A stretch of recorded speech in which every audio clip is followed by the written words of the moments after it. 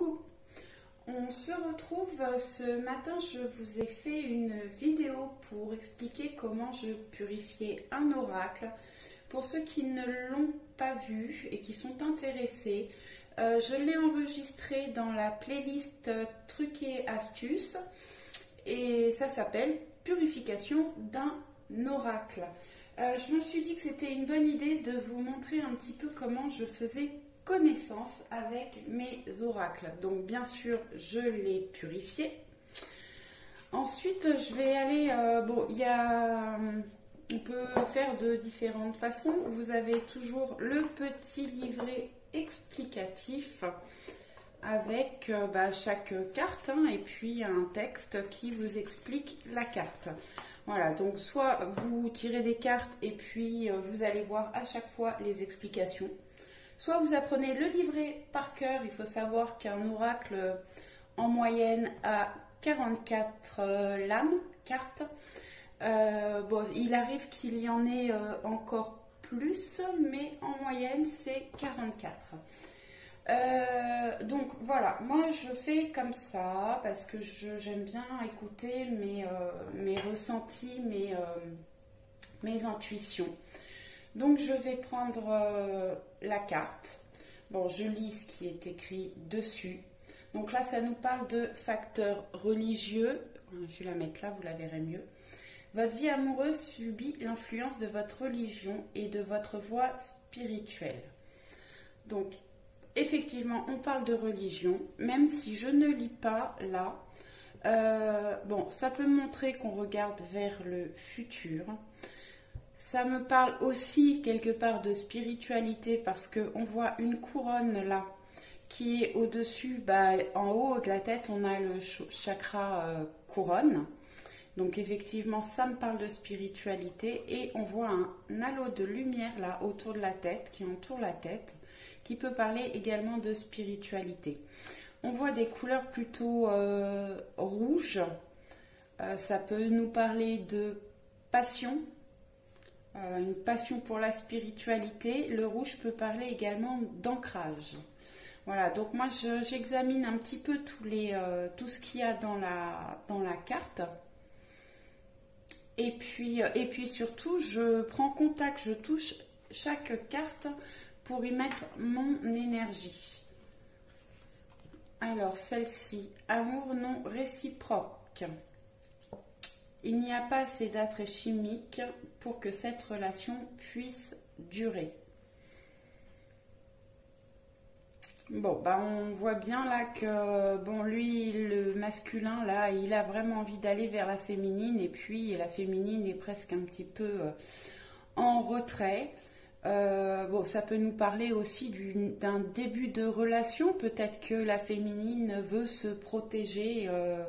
Elle a peut-être eu des relations difficiles avant, ou peut-être qu'elle sait des choses sur le masculin et du coup, elle protège son cœur. Il faudra aller voir les cartes qui sont avant et après pour avoir plus de détails.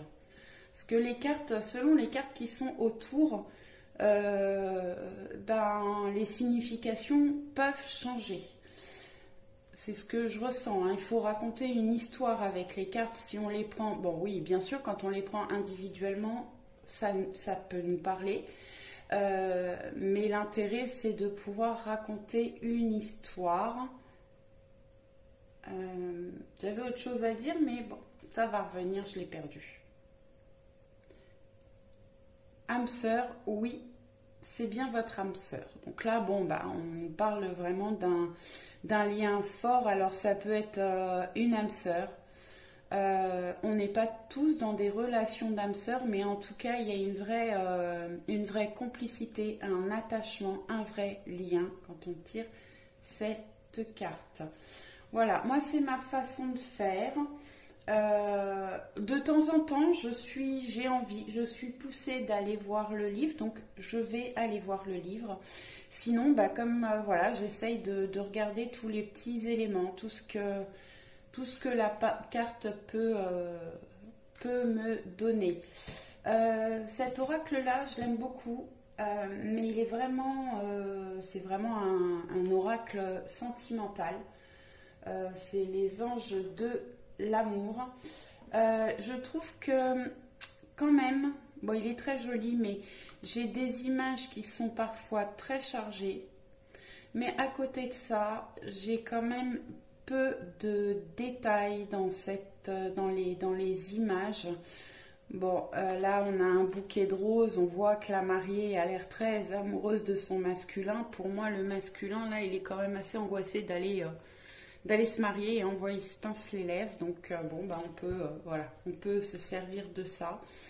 Bah, là, on voit un petit Cupidon ici. Oui, c'est ça. Quand vous allez regarder, étudier une carte,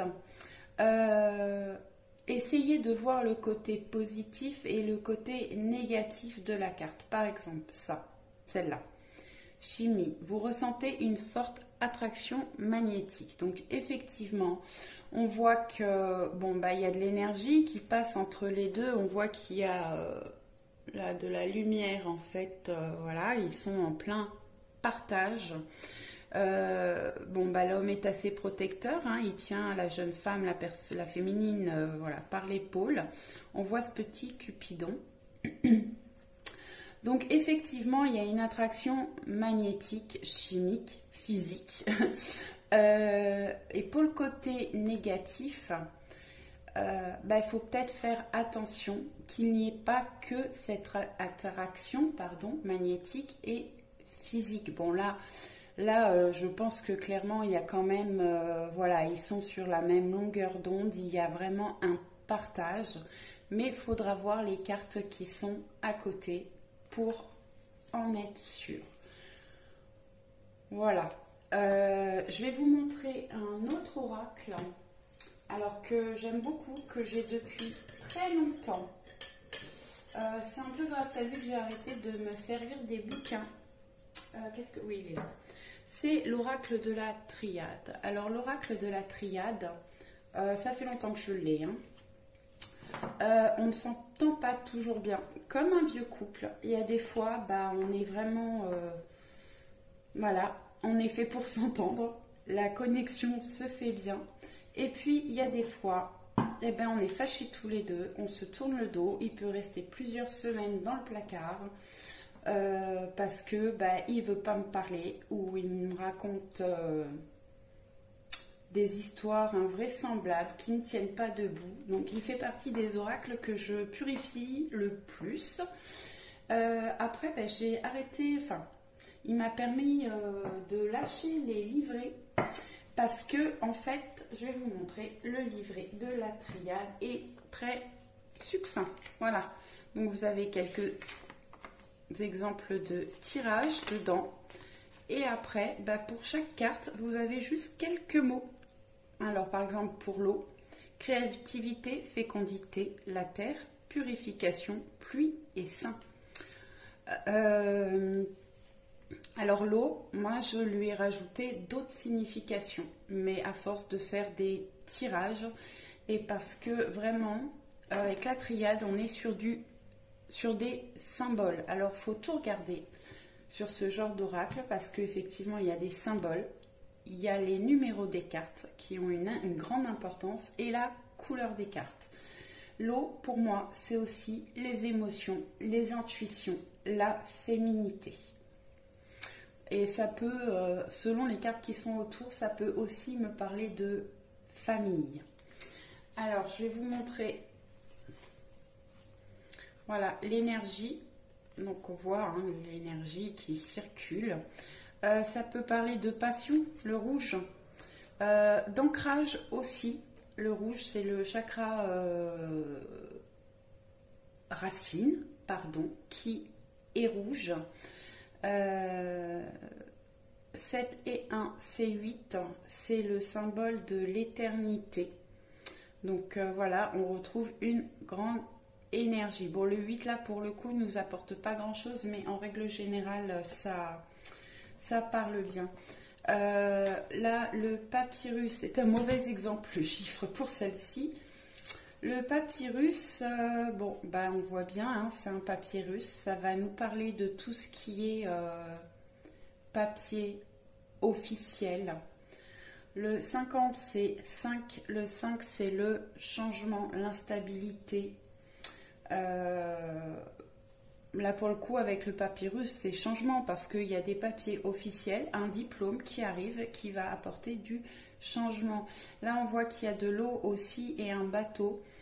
Ça peut nous parler d'un papier qui vient de loin ou qu'on a pris du recul, on s'est éloigné par rapport à un contrat, par rapport à... Bon, c'est plutôt une carte positive en règle générale. Bon, la foudre. Eh ben, c'est les bouleversements, hein.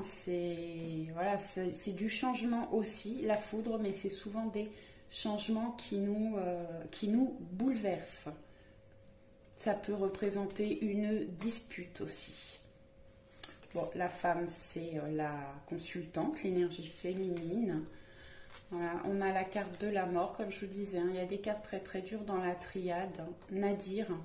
Alors Nadir, tiens, qu'est-ce qu'ils disent Nadir? 8. Voilà. Nadir nous parle de chute, anéantissement, de perte, folie, magie, mal, ténèbres. Bon, moi ça me parle de noir aussi, de la nuit noire de l'âme. Ah oui, il faut savoir que l'oracle de la triade est un oracle. Bon, on peut faire des tirages, hein, des guidances. On peut regarder aussi les vies antérieures, faire des tirages spirituels. Et là, il ne nous parle absolument pas de la spiritualité, alors qu'on a des cartes, mais qui sont vraiment liées à la spiritualité. On va aller regarder prière et delta, non, l'âme peut-être. Et c'est delta que je voulais. Voilà. Bon, le violet, c'est la spiritualité. Le bleu, c'est très souvent...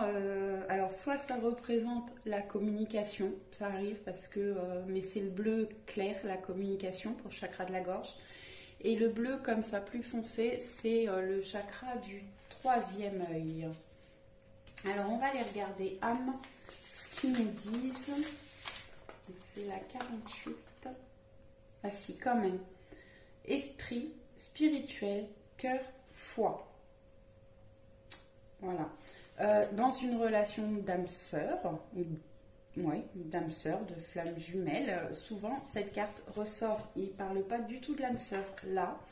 Ensuite, j'ai delta. Voilà, qui nous parle de Dieu et clairvoyance. Donc oui, je vous disais, hein, clairvoyance, ça peut parler aussi de protection. On voit qu'on a des choses qui arrivent là comme des flèches et hop, on a un bouclier de lumière qui nous protège. Ça peut parler de protection. Et le triangle, c'est aussi l'élévation. L'élévation. Voilà, donc pour vous donner quelques petits exemples, moi j'étudie chaque carte comme ça individuellement et puis après j'essaye d'en mettre deux l'une à côté de l'autre et de voir ce que chaque carte va pouvoir m'apporter. Voilà, j'espère que cette vidéo vous aura plu, à très vite, ciao ciao.